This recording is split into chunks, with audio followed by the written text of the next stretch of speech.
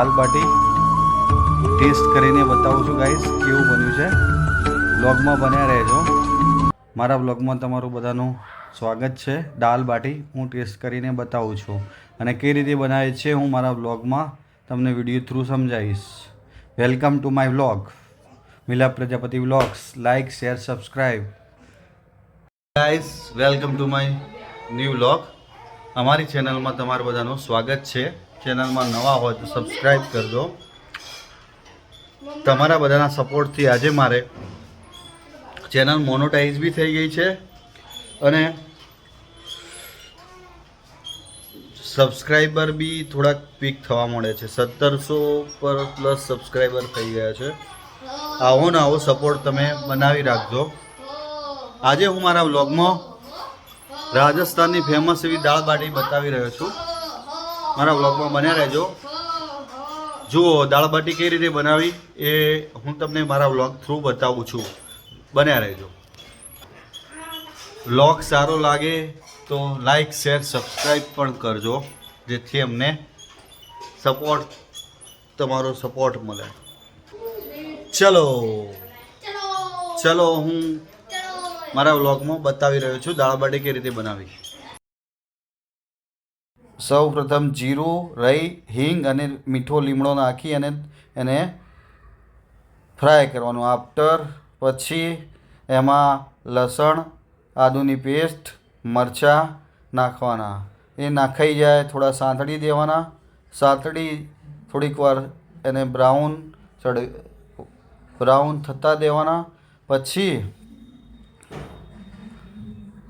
જો સંતળાય છે પ્રોપરલી સાંતળી જાય પછી એમાં થોડી ડુંગળી નાખવાની. ડુંગળીને બરાબર બ્રાઉન થાય ત્યાં સુધી ચડવા દેવી.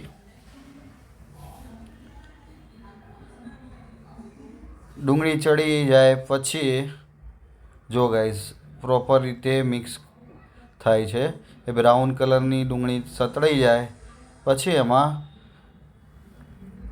ટામેટું નાખવાનું આવે છે. જો સાતળવા દો થોડીક વાર 2-3 મિનિટ સાંતળાઈ જાય પછી જલ્દી સતળાઈ જાય એના માટે થોડુંક હળદર અને મીઠું નાખો તો જલ્દી સંતળી જશે. પ્રોપર રીતે સંતળાઈ જાય પછી એમાં ટામેટું નાખી દો. જો ગાઈસ આ બાટીને આ રીતે 4 પીસમાં ટુકડા કરી કઢાઈમાં તેલ મૂકી અને એને પહેલી વાર ફ્રાય કરી દેવા. અધકચરા નીકાળી દેવા. પછી એને સેકન્ડ ટાઈમમાં કડક કરી દેવા. આ જો આ રીતે આ પ્રોપરલી ચડી ગયું છે. હવે એમાં ટામેટાં નાખવામાં આવશે. પછી એને પ્રોપર રીતે મિક્સ કરી દેવાનું. પ્રોપર રીતે ચડી જાય પછી એમાં મસાલા કરી દેવા. મીઠું, ધાણા જીરું સ્વાદ અનુસાર નાખી દેવું. ના બીજી બાજુ દાળને બરાબર મિક્સ કરી અને એકદમ ગાઢી કરી દીધી છે. જુઓ ગાઈસ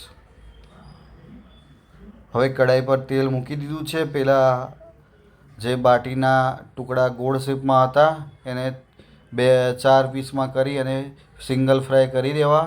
અધકચરા નીકાળી દેવા. પછી બીજી વાર ફાઇનલ ફ્રાય કરવા. બન્યા રહો વ્લોગમાં. વ્લોગ સારું લાગે તો લાઈક કરજો, સબસ્ક્રાઈબ કરજો. આ ફર્સ્ટ ટાઈમ બ્રેક કરવાથી થોડા આ સાઈડ ગ્રેવી પ્રોપરલી ચડી ગઈ છે. ટોટલ મિશ્રણ બરાબર ચડી ગયું છે. પ્રોપરલી ચડી ગયું છે. એમાં થોડુંક મરચું, ધાણા જીરું, સ્વાદ અનુસાર ધાણા જીરું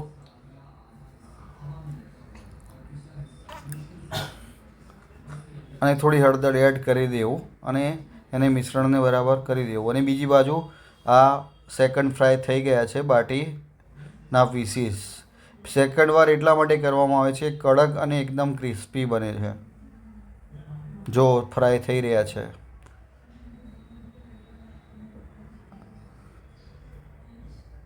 જો ગાઈસ હવે થોડું પ્રોપરલી મિક્સ કરી મીઠું નાખી પછી આ દાળ એ જે મિશ્રણ તૈયાર થયું એમાં નાખી અને પ્રોપરલી દાળ બની જશે. દાળ બાટી કેવી બની હું તમને બતાવી રહ્યો છું. દાળ બાટી રેડી છે.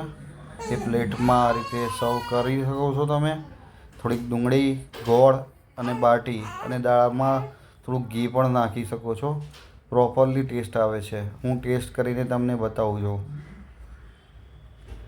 ટેસ્ટ કરું છું જો ગાઈસ કેવું લાગે છે.